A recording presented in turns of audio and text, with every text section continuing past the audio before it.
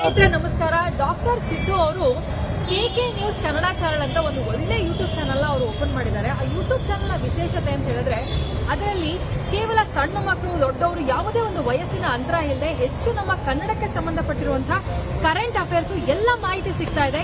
ದಯವಿಟ್ಟು ಹೆಚ್ಚಿನ ಸಂಖ್ಯೆಯಲ್ಲಿ, ಅದರಲ್ಲೂ ನನ್ನ ಯುವ ಸ್ನೇಹಿತರು ಹೆಚ್ಚಿನ ಸಂಖ್ಯೆಯಲ್ಲಿ ಯೂಟ್ಯೂಬ್ ಚಾನಲ್ನ ಸಬ್ಸ್ಕ್ರೈಬ್ ಆಗಿ ಫಾಲೋ ಮಾಡಿ ಹೆಚ್ಚು ಕನ್ನಡ ಪರ ಜ್ಞಾನವನ್ನ ಬೆಳೆಸ್ಕೊಳ್ಳಿ ಅಂತ ಹೇಳೋದಕ್ಕೆ ಇಷ್ಟಪಡ್ತೀನಿ.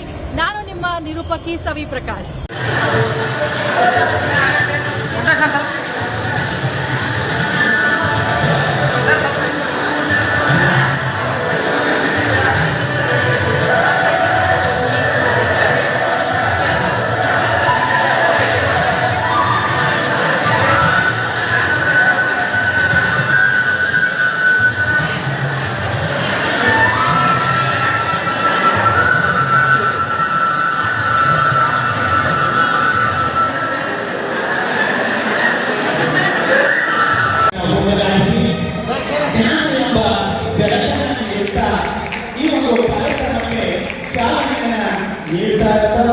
ಉದ್ಘಾಟನೆಯನ್ನ ಮಾಡ್ತಾ ಇರುವಂತಹ ಎಲ್ಲ ಜನರಿಗೆ ಜೋರಾದ ಚಪ್ಪಾಳೆಯ ಮೂಲಕ ಒಂದು ಅಭಿನಂದನೆಗಳನ್ನು ಸಲ್ಲಿಸೋಣ.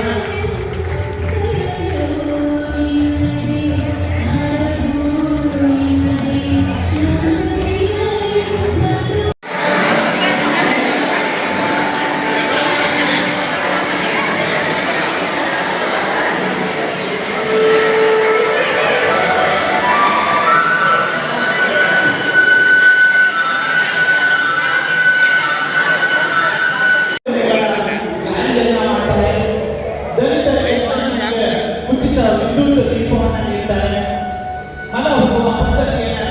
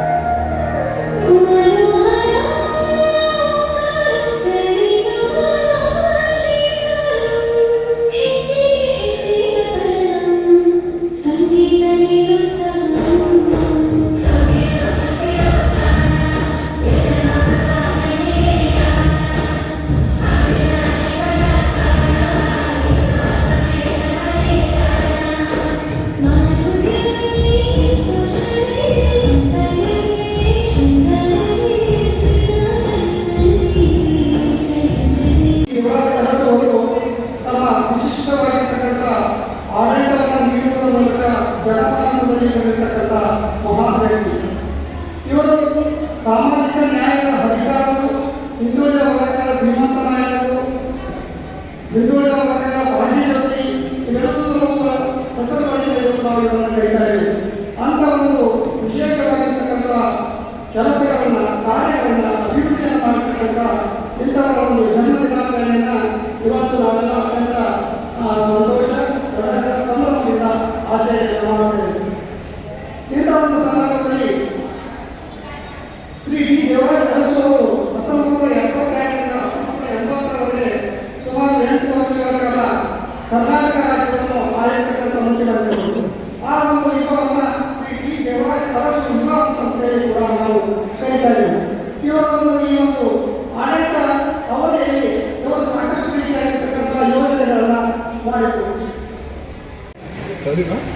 ಡಿ ದೇವರಾಜ ಅರಸು ಸಾಕಷ್ಟು ವಿಚಾರಗಳನ್ನು ಹಂಚಿಕೊಂಡಿದ್ದಾರೆ. ಅದರ ಜೊತೆಗೆ ವಿಶೇಷ ಉಪನ್ಯಾಸವನ್ನು ಸಾಕಷ್ಟು ವಿಚಾರಗಳನ್ನು ತನ್ನ ಜೊತೆಗೆ ಚರ್ಚೆ ಮಾಡಲಿಕ್ಕೆ ಬಂದಿದ್ದಾರೆ. ಯಾಕೆಂದರೆ ನಮ್ಮ ಕರ್ನಾಟಕ ರಾಜ್ಯ ಇತಿಹಾಸವನ್ನು ಗಮನಿಸಿದಾಗ ಅದು ಏನು ಕಂಡುಬರುತ್ತದೆ ಅಂತಂದ್ರೆ ಈ ಒಂದು ಹೆಚ್ಚಿನ ಸಮುದಾಯದ ವರ್ಗದ ಸ್ವಲ್ಪ ನಮ್ಗೆ ಅದು ಪಂಚಾಯತ್ ಆಗಿರ್ಬೋದು ಅಥವಾ ಪಂಚಾಯತ್ ಆಗಿರ್ಬೋದು.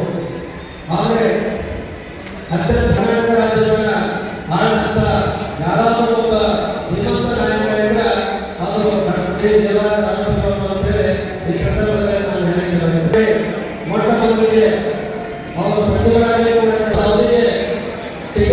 ಸಿಗಲ್ಲ, ಟಿಕೆಟ್ ಕೂಡ ಕಳ್ಕೊಳ್ಳೋದಿಲ್ಲ. ತಾಳ್ಮೆಯನ್ನು ಬಾಳೆಯನ್ನು ಅಂತ ಹೇಳ್ತಾರಲ್ಲ, ಆ ರೀತಿ ತಾಳ್ಮೆಯಿಂದ ಅವರು ಕಾಯ್ತಾರೆ. ಯಾವ ಅವರೆಲ್ಲರೂ ಕೂಡ ನಿನ್ನೆಯಿಂದ ಈ ಕಾರ್ಯಕ್ರಮವನ್ನು ಯಶಸ್ವಿ ಮಾಡಬೇಕು, ಸಂಭ್ರಮಿಸಬೇಕು ಅಂತ ಹೇಳಿ ಬಹಳ ಅದ್ಭುತವಾದ ಈ ಕಾರ್ಯಕ್ರಮವನ್ನು ಹಮ್ಮಿಕೊಂಡಿದ್ದಾರೆ.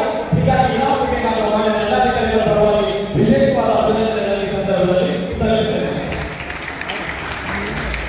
ಇಲಾಖೆ ಸಾಕಷ್ಟು ಸ್ಟೂಡೆಂಟ್ಸ್ ನೋಡಿ ಮಾತುಗಳನ್ನ ಬಿಡಿ, ಒಂದು 5 ನಿಮಿಷ ಮಾತಾಡ್ತಾರೆ. ಈ ನೆಲ ಬಸವನ ಹುಟ್ಟಿದ ನೆಲ ಅಲ್ಲ, ಆ ಬಸವಣ್ಣವರ ಬದುಕಿನೊಳಗೆ ಒಂದು ಘಟನೆ ಚೆಲ್ಲುತ್ತದೆ. ಏನ್ ಚೆಲ್ಲುತ್ತದೆ ಅಂತ ಹೇಳಿದ್ರೆ, ಒಂದ್ಸಾರಿ ಬಸವಣ್ಣನವರು ತಮ್ಮ ಮನೆಯೊಳಗೆ ಎತ್ತರದ ಮಂಚದ ಮೇಲೆ ಕುತ್ಕೊಂಡಿದ್ದಾರೆ. ಮನೆ ಬಾಗಿಲಿಗೆ ಒಬ್ಬ ಯಾವ ಜಗನ್ನ ಬಂದು ನಿಲ್ತಾರೆ. ಹಾಗೆ ಬಂದು ನಿಂತಾಗ ಬಸವಣ್ಣವರಿಗೆ ಆಶ್ಚರ್ಯ ಆಗಿ ಕಿತ್ತಲ್ಲಿ ಎದ್ದು ನಿಲ್ತಾರೆ. ಯಾಕೆ ಎದ್ದು ನಿಲ್ತಾರೆ ಅಂದ್ರೆ ಅವರು ಬರೀತಾರೆ, ಭಕ್ತ ದೇಹಿಕನಪ್ಪ ಸರ್ವತ್ರರು ಭಕ್ತರ ಬಳಿಗೆ ಒಪ್ಪನಾಗಿ ಆಳಲು ಬಂದಾಗ ಆಳು ನಾನು ಮಂಚದ ಮೇಲೆ ಬರುತ್ತಾರೆ. ಜನ್ಮ